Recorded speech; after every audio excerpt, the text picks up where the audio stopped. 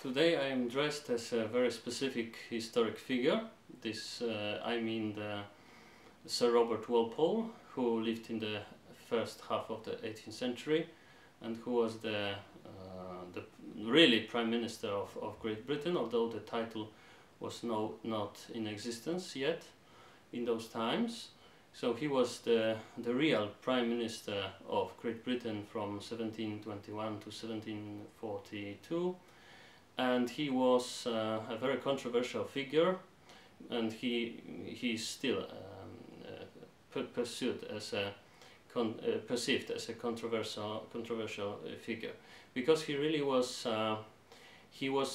keeping Great Britain out of wars, and he was securing good conditions for the trade and for the growth of economy.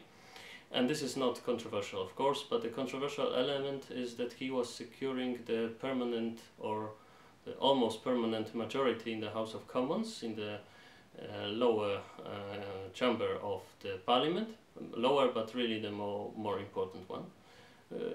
Both today and in the 18th century was like that. And he was securing this permanent majority by bribery. And he was using money from the tradesmen of the City of London, with whom he was in a very good terms, on a very good terms, and he was also using the royal money, the money that was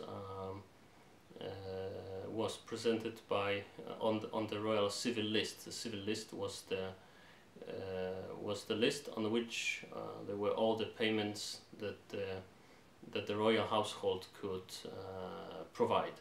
So really, when for instance some faction was dangerous for the government, they could have been bribed with the money from the civil list, and by giving them some phony titles connected with the royal household. So this is how the bribery was working. And before we will now be judgmental about Walpole, and because he was using bribery, and he really developed bribery into a system.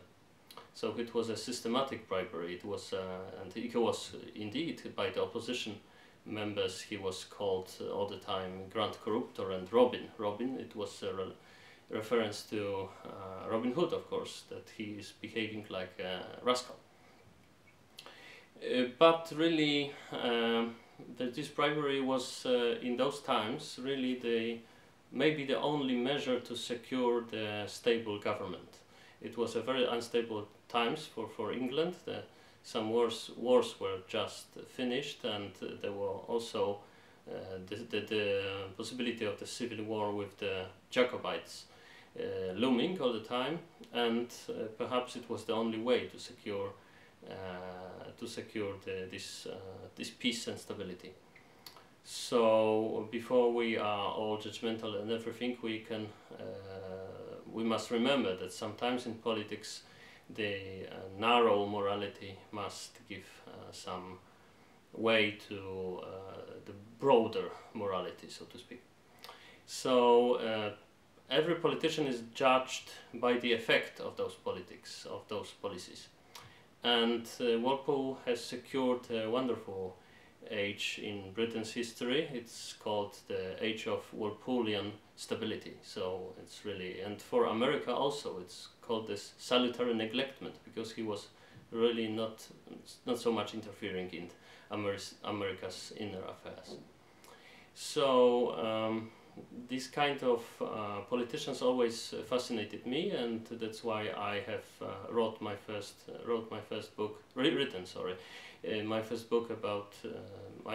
book about precisely this character, precisely about Sir Robert Walpole.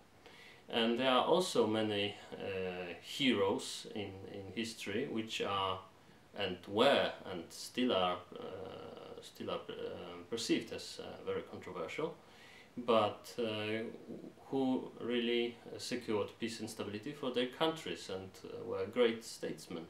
For instance, Talleyrand, who has betrayed both the revolutionary politicians in France and the royalists, and who betrayed Napoleon then later, and so on. But he was really he has never betrayed his country, France, and he secured a good